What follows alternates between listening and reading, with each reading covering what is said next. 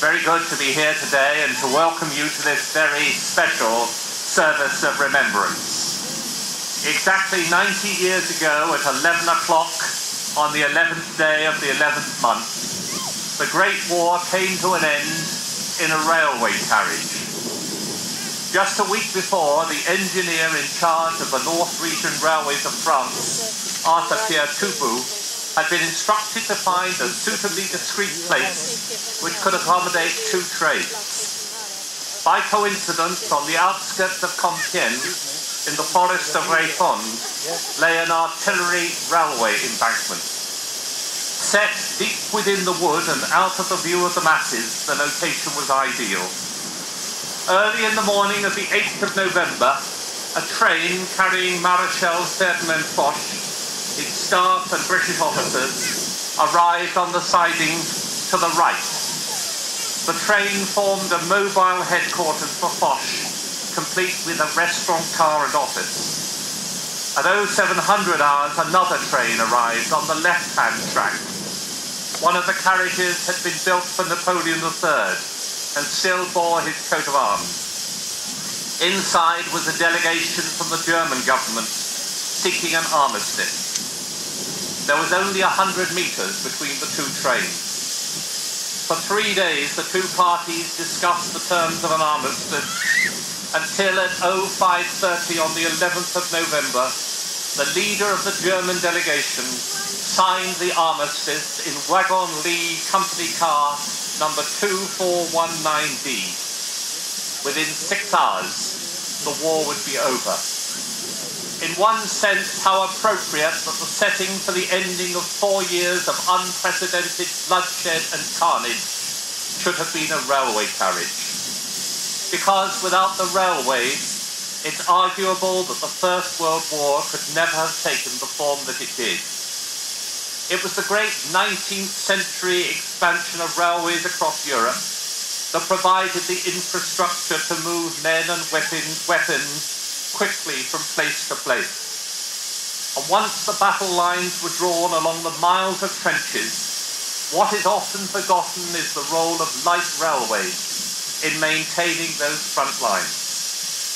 Some of those railways and locos of rolling stock that ran over them came from Britain, including some from here in Devon, including, for example, the Bideford, Westward Ho and Appledore Railway. It had only opened in 1901, but in 1916 the government decided that locomotives and tracks and other railway equipment were needed for the war effort in France. The line was closed. Its stock went to the Western Front. It never reopened. And then other locos and equipment were designed especially for war use, including Axe, which in its rebuilt state we are going to dedicate today. To supply their troops with munitions and food, the French laid narrow-gauge light railways across the ground that had been churned up by the shell fire, where horses and solid-tired lorries slithered and sank into the mud.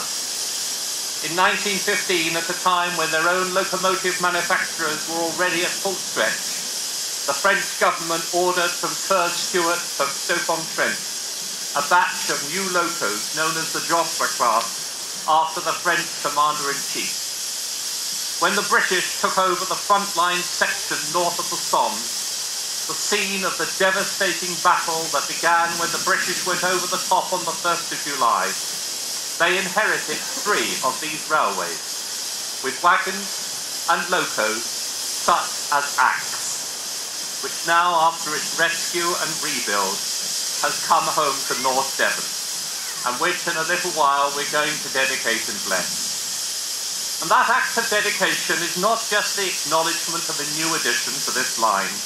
It's much more than that. It's a moment to recognise the more hidden aspects of war, the social casualties as well as the military and civilian ones, the skills of designers and engineers, of planners and strategists. It's an occasion to remember all those railwaymen and women who used their own skills and dedication in the service of others, and were among the many who paid war's ultimate price. It's an opportunity to determine that their sacrifice should not have been in vain, as we commit ourselves to work together at all times for justice and peace. So let us remember that we meet here in the presence of God.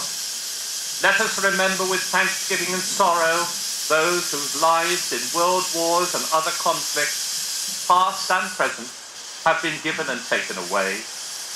Let us pray for all who in bereavement, disability and pain continue to suffer the consequences of fighting and terror. Let us work together in penitence and faith for reconciliation between the nations, that all people may live in freedom, justice and peace. They shall grow not old, as we that are left grow old. Age shall not weary them, nor the years condemn. At the going down of the sun, and in the morning, we will remember them.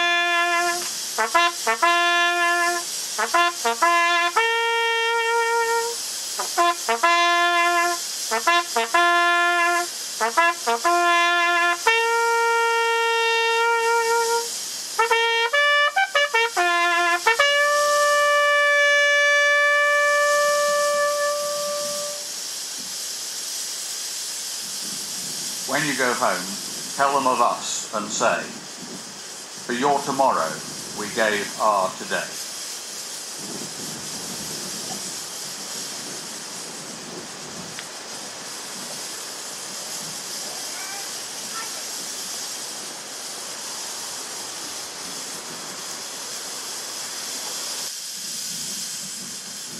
So we now come to the dedication of Acts. Almighty and eternal God, from whose love in Christ we cannot be parted, either by death or life, hear our prayers and thanksgivings for all whom we remember this day. In memory of them, we rededicate this restored locomotive, a testimony to the skills of head and hand and the craft of design and engineering. May what was once an engine of war be now a vehicle for peace, and the enjoyment, prosperity and common good of this community of North Devon. To that end, we commit to you the future use of this locomotive, all who drive it and all who are conveyed by it, that they may travel in safety. So may Acts be blessed by God, Father, Son, and Holy Spirit. Amen. Amen. And God grant to the living grace, to the departed rest, to the Church, the Queen, the Commonwealth, and all people, unity, peace, and concord. And to us and all God's servants, life everlasting. The blessing of God Almighty, the Father, the Son, and the Holy Spirit be among you and remain with you always. Amen.